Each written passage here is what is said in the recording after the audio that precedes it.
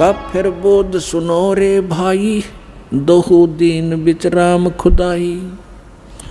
अब परमात्मा कहते हैं काफिर कौन होते हैं, चाहे वो हिंदू हैं या मुसलमान या कोई धर्म के लोग हैं, व्यक्ति हैं जो ऐसी गलतियां करते हैं, वो काफिर हैं। कौन? काफिर जो माता दे गाली, वह काफिर जो खेलें सारी। काफिर दान यज्ञ नहीं करही, काफिर साधु संत से अड़ही। वो काफिर हैं जो माँ को गाली देते हैं, वो काफिर हैं जो साली के साथ बकवाद करते हैं, काफिर वो हैं जो दान यज्ञ नहीं करते, और वो काफिर हैं जो संतों के साथ बकवाद करते हैं। काफिर तीर्थ व्रत उठावे, सतवादी जन नाम लौलावे। वो काफिर हैं जो तीर्थों पे जाते हैं और व्रत आदि करते हैं। व्रत हिंदू भी करते हैं, मुसलमान भी रोजे व्रत को ही कहते हैं। काफिर तीर्थ व्रत उठावे, सतवादी जन नाम लोलावे। जो सही सतवादी, सत्य के ज्ञान को समझने वाले, वो केवल नाम पर ही आधारित होते हैं। काफिर पिता वचन उल्टाई, इतने काफिर दो जग जाही। जो पिता के वचन को उलटते हैं, पिता के वचन को नहीं मानते हैं, वो काफिर होते हैं। यहाँ परमात्मा व्यवहारिक बात बता रहे हैं, लेकिन जहाँ पर अध्यात्म मार्ग आता है और पिता को ज्ञान नहीं है और वो विरोध करता है, मना करता है सत्य भक्ति में लगने से, वहाँ पिता के वचन की उल्लंघना करने से हानि नहीं।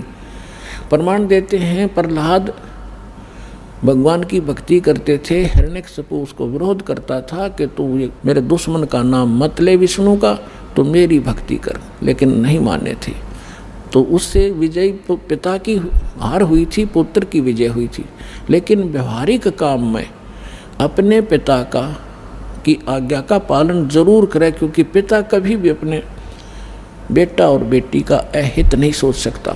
ये दूसरी बात है, पिता को वो ज्ञान ना हो उसके मार्ग का, उसके व्यवसाय का, उसके वचन को सुने और फिर उसको समाधान बताओ, पिताजी ऐसा करेंगे तो ये हानि होगी और ऐसा करेंगे तो ऐसा ठीक रहेगा। तो फिर पिता अवश्य से मानेगा, और उसको वो कहे और उसको एकदम एक टूक जवाब नकारात्मक नहीं देना चाहिए, उसकी आत्मा दुखेगी। फिर उसको प्यार से समझाओ, जी ऐसे करेंगे तो ऐसा होगा, फिर वो अवश्य आपके हित में ही यश करेगा।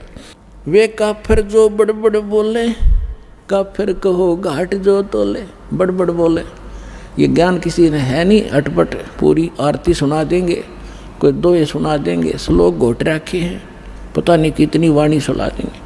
तो काफिर सो जो बड़बड़ बोले, काफिर कहो जो घाट जो तोले।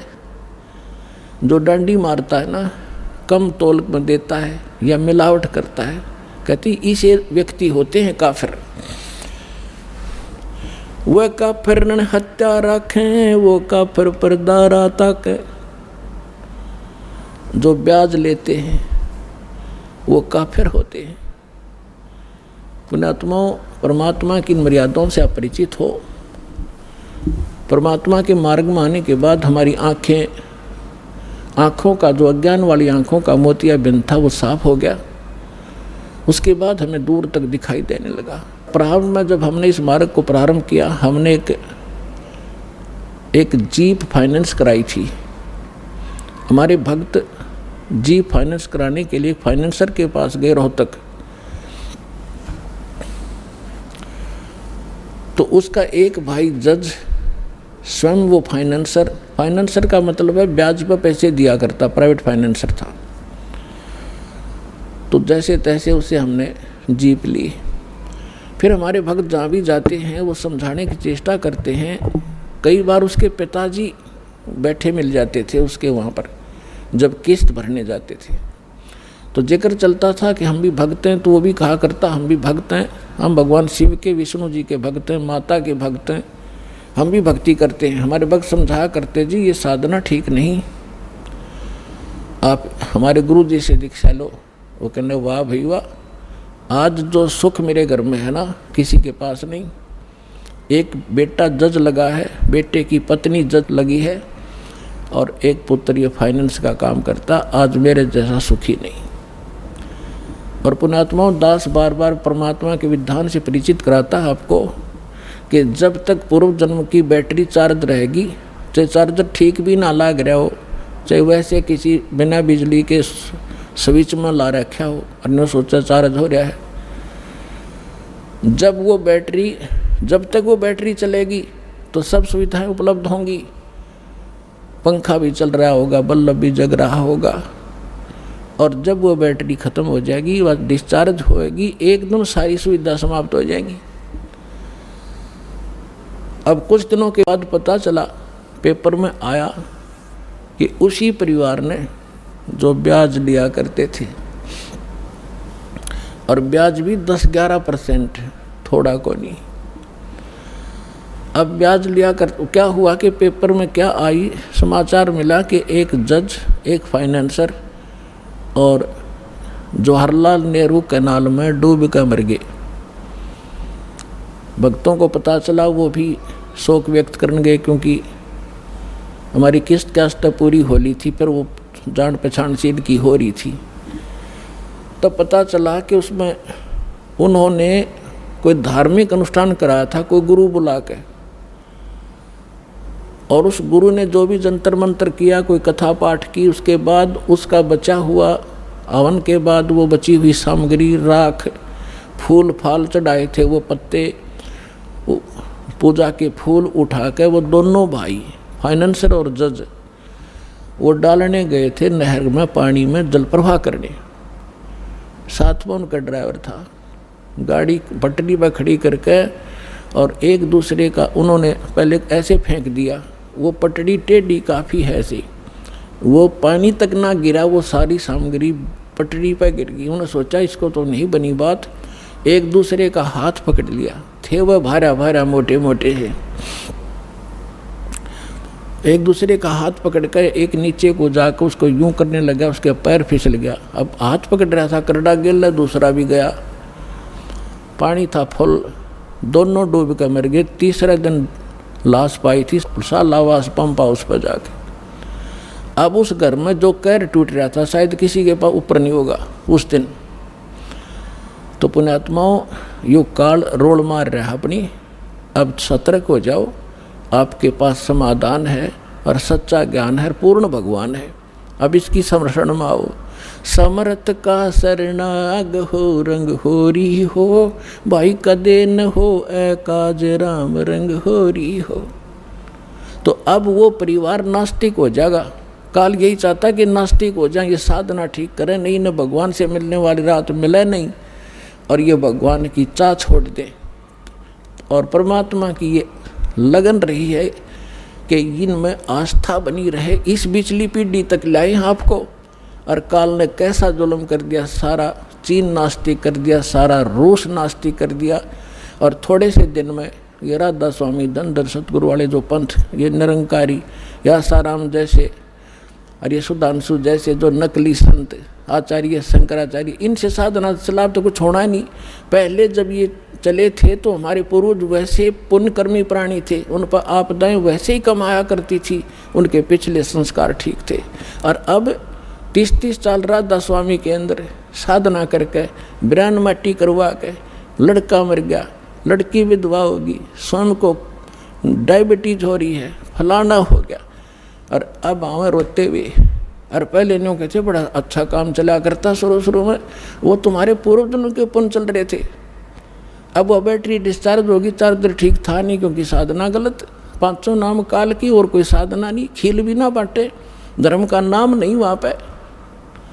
और अब ये थोड़े से जय मालिक दया ना करते अपने पे, और 50 वर्ष के बाद हिंदुस्तान में राम नाम कनिया नहीं रहो, यह गारंटी देता हूँ मैं। अब दया करी परमात्मा ने।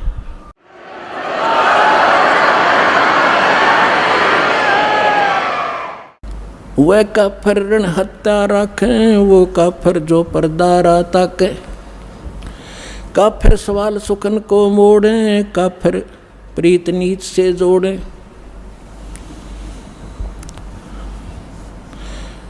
दोहा काफिर काफिर छाड़े हूँ, सतवादी से ने गरीबदास युग युग पड़े, काफिर के मुख खे।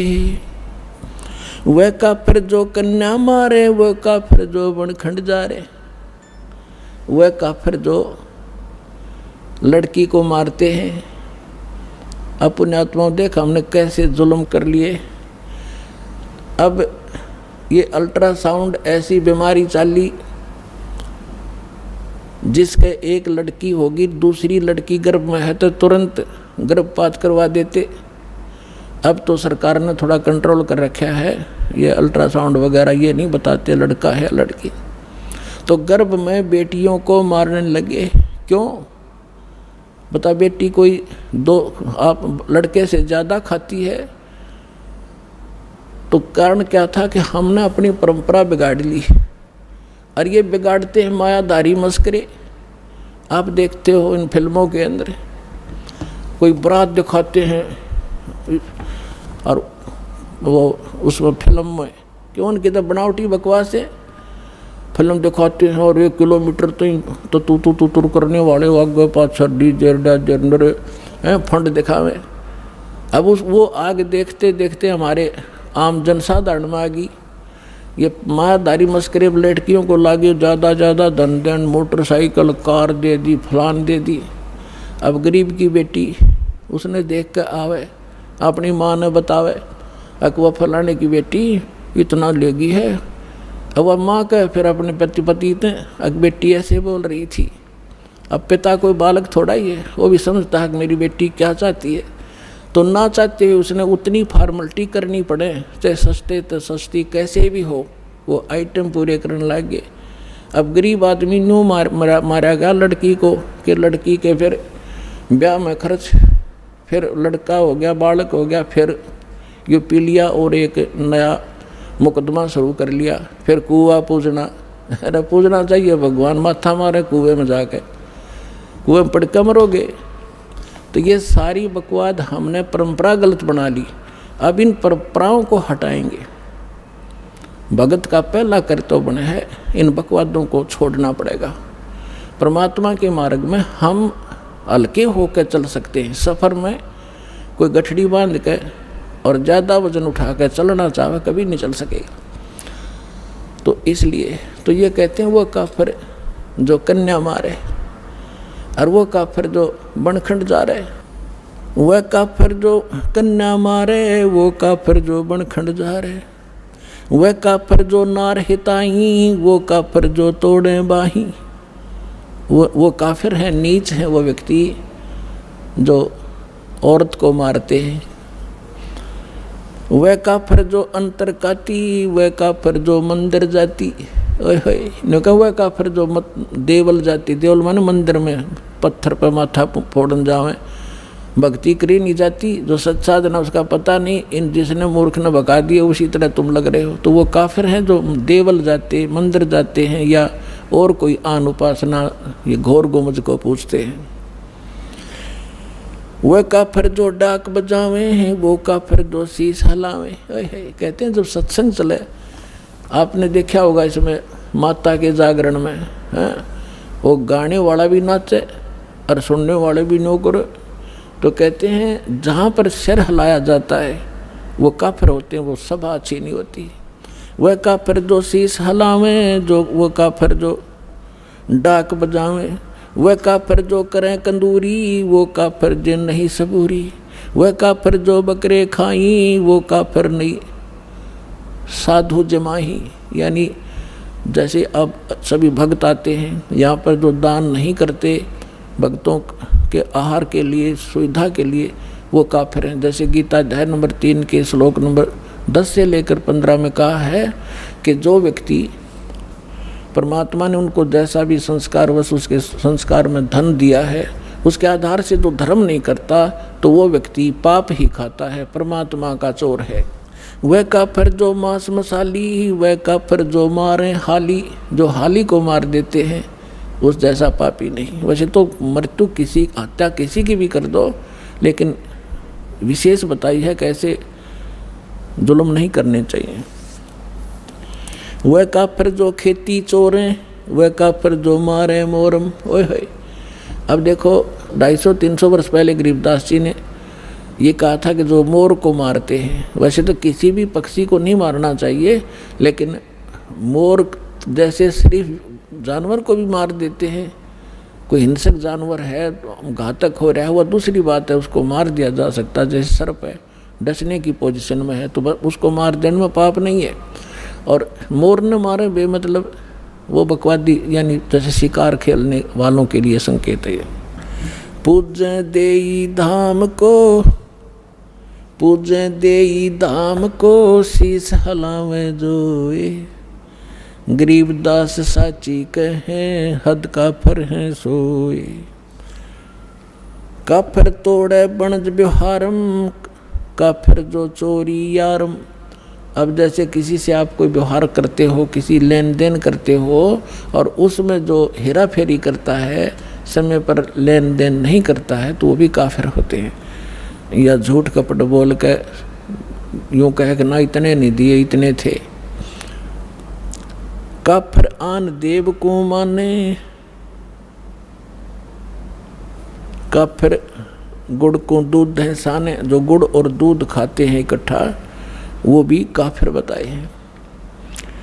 वह काफिर अनरुचि खाई, वह काफिर जो भूले साई, वह काफिर जो अंडा फोड़े, काफिर सूर गऊ को तोड़े। वह काफिर जो अंडा खाते हैं या सूर या गऊ किसी को भी खाते मारते हैं, वो काफिर है। काफिर भेख भेख को मारे, वो काफिर कूड़ा ज्ञान पसारे। वो काफिर हैं जो गलत झूठा ज्ञान प्रचार करते हैं, वो महाकाफिर है।